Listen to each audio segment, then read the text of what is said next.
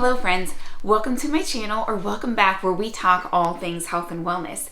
Today I'm going to be sharing with you some things about erythritol. It has been in the headlines a lot here recently, and Trim Healthy Mama did kind of their own stance on it. So they also sent out a lengthy report, an email documenting why and where they stand in regards to erythritol.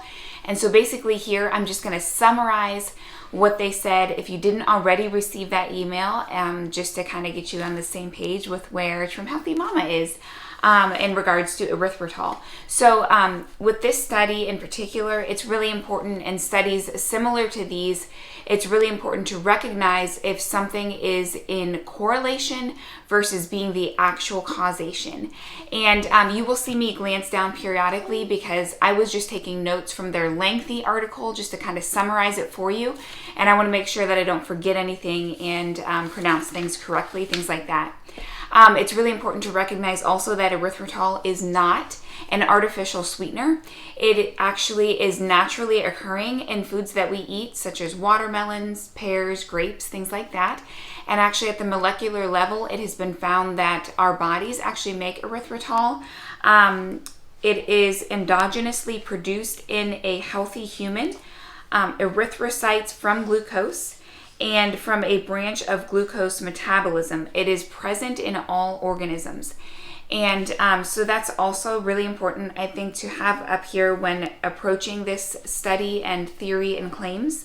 Also a lengthy study, I think it was 107 weeks in 1998 in rats, revealed that there were no signs of nephrotoxicity or tumor-inducing activity with erythritol in rats. A study also found that those with type 2 diabetes taking 36 grams of erythritol a day significantly improved their blood vessel function. So those are just a few facts about erythritol. It was and still is FDA approved, as generally recognized as safe, GRAS. Dr. Peter Circo, an orthomolecular organic chemist with 30 years of experience, did a specific dive into this theory and study, and stated that there is no direct causation of erythritol leading to heart issues found with this study. It just so happened to be that people with pre-existing conditions who also happen to have heart issues during the time, they just so happen to find erythritol in their bloodstream. It's in so many different foods that we eat also.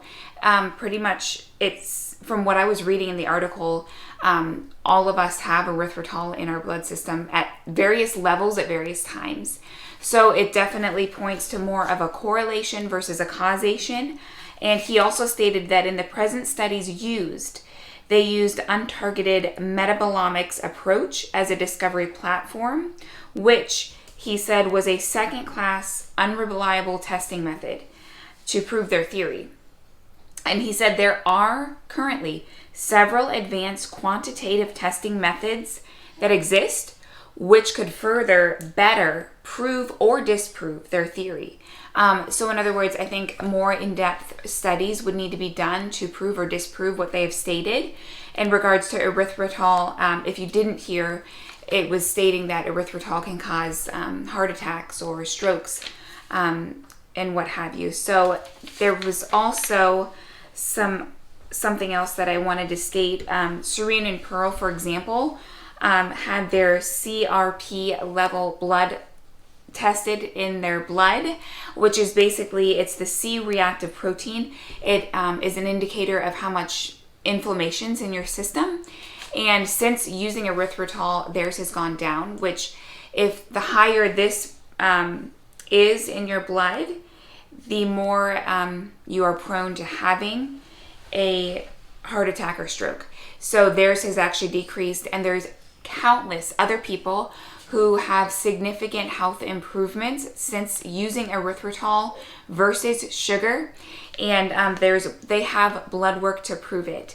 So just these are really good things to take into consideration when you hear erythritol on the news or the headlines these days. And as always, just do the research for yourself. I just really wanted to share this in-depth data with you in regards to where Trim Healthy Mama stands on erythritol.